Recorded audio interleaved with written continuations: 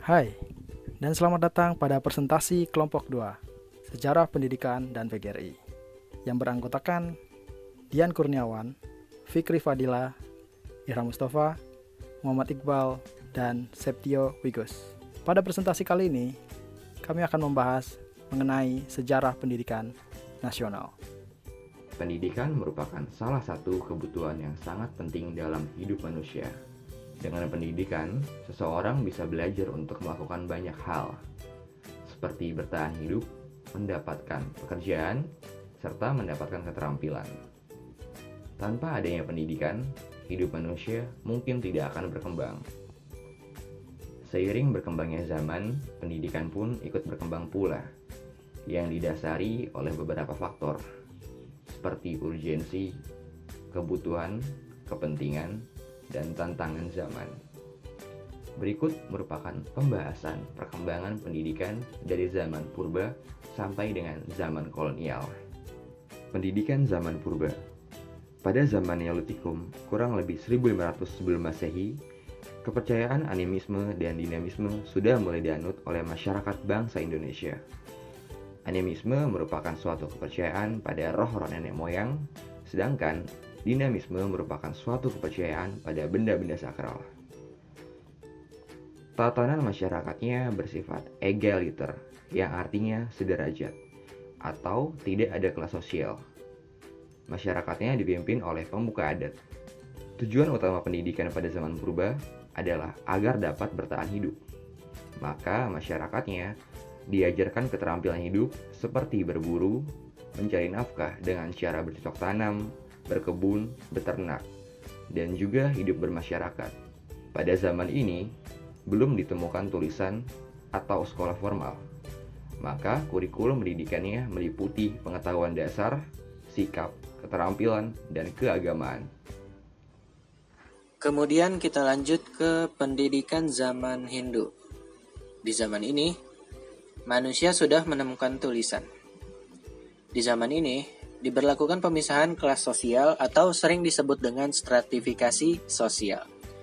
Bila diurutkan dari atas, maka ada kaum Brahmana, biasanya berisikan para pemuka agama. Kemudian ada kaum ksatria, berisikan para raja, bangsawan, dan kesatria. Lalu ada kaum Waisya, biasanya berisikan para petani, pedagang, dan peternak. Terakhir, pada tingkatan paling bawah, yaitu kaum Sudra, berisikan para pekerja atau pesuruh dan pelayan. Kepercayaan politeisme mulai disebarkan pada zaman ini. Kepercayaan politeisme merupakan kepercayaan akan keberadaan banyak dewa. Bila dihubungkan dengan konteks zaman ini, zaman Hindu, berarti sangkut pautnya adalah dewa-dewa Hindu. Karena beberapa faktor di atas, kurikulum pendidikan pada zaman ini meliputi stratifikasi sosial atau pengelompokan kelas sosial, politeisme, hukum karma, dan kehidupan samsara. Kehidupan samsara ini memiliki pengertian tentang siklus kehidupan, kematian, dan kelahiran kembali, atau yang biasa disebut reinkarnasi.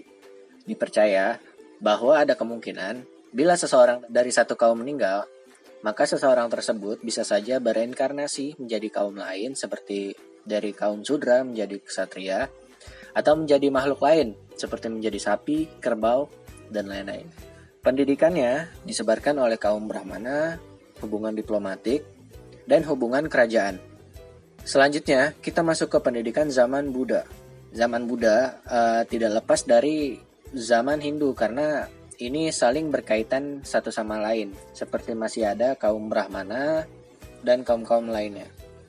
Tapi pada zaman ini, sistem stratifikasi sosial mulai dihilangkan.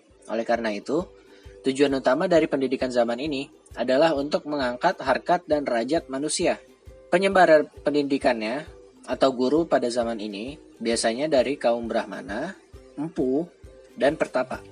Sistem pendidikannya disebut dengan gurukula atau yang sekarang biasa dikenal yaitu pesantren. Kurikulum pendidikannya meliputi derita atau nafsu, 8 jalan kebenaran, dan samsara ke nirwana. Pendidikan zaman Islam pada masa kolonialisme. Karakteristiknya terbagi menjadi dua. Yang pertama, tidak menganut stratifikasi, yang kedua berlangsung dalam keluarga atau lembaga pendidikan. Mulanya kerajaan Islam terbagi menjadi 5 kerajaan. Yang pertama, kerajaan Samudra Pasai, yang kedua kerajaan Islam Jawa, yang ketiga kerajaan Islam Maluku dan Nusa, yang keempat kerajaan Islam Kalimantan, yang kelima kerajaan Islam Sulawesi. Terdapat peran Wali Songo, yaitu mengembangkan pendidikan di Pulau Jawa. Terdapat ke-9 sunan. Yang pertama, Sunan Gresik, Sunan Ampel, Sunan Bonang, Sunan Derajat, Sunan Giri, Sunan Kudus, Sunan Muria, Sunan Kalijaga, dan yang terakhir, Sunan Gunung Jati. Selanjutnya yaitu pendidikan pada zaman Portugis. Bangsa Portugis datang ke Indonesia menyebarkan agama Katolik melalui perdagangan. Nah, untuk pendidikannya dibuktikan dengan berdirinya seminari pada tahun 1536 di Ternate. Nah, seminari adalah lembaga pendidikan bagi calon pendeta Katolik Roma. Di seminari tersebut, pelajaran yang diberikan yaitu pelajaran agama, membaca, menulis, dan berhitung. Kemudian adalah pendidikan pada zaman kolonialisme Belanda. Sama seperti Portugis, Belanda datang awalnya hanya untuk berdagang, lalu kemudian menyebarkan agama Kristen Protestan melalui perdagangan tersebut. Itu menjadi awal kebijakan pendidikan pada zaman kolonial Belanda. Kronologis proses penyebaran pendidikan pada era kolonialisme Belanda ini adalah pada tahun 1848, Van de Bosch mendirikan sekolah-sekolah di Pulau Jawa dengan tujuan menghasilkan tenaga kerja yang murah atau sebagai pegawai rendahan.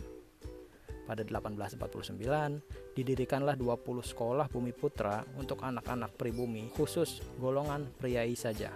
Pada 1852, didirikanlah Quack School atau sekolah keguruan pertama di Surakarta untuk mengatasi hambatan dan kekurangan guru. Lagi-lagi, yang boleh masuk pada sekolah ini hanyalah anak-anak golongan priai. Di 1863, pribumi boleh bekerja untuk pegawai rendahan dengan syarat dapat lulus ujian, maka didirikanlah semacam sekolah menengah atas atau yang disingkat IIPS. Pada tahun 1893, rilisnya kebijakan diferensiasi sekolah untuk bumi putra, yaitu sekolah kelas 1 untuk golongan priai, sedangkan kelas 2 untuk golongan rakyat jelata. Dan pada akhirnya, tahun 1930, perluasan pendidikan bumi putra mengalami hambatan karena kekurangan dana. Kemudian kita masuk kepada pendidikan pada era kolonialisme Jepang. Karakteristik pendidikan pada era kolonialisme Jepang adalah dihapuskannya dualisme pendidikan, berubahnya tujuan pendidikan, proses pembelajaran diganti menjadi kegiatan yang tak ada kaitannya dengan pendidikan. Pendidik dilatih agar mempunyai semangat perang. Lalu turunnya angka pendidikan serta pemakaian bahasa Indonesia sebagai bahasa resmi. Tujuan dan isi pendidikan diarahkan demi kepentingan perang Asia Timur Raya. Sekian presentasi kami mengenai sejarah pendidikan nasional. Terima kasih telah mengikuti dari awal hingga akhir. Semoga bermanfaat.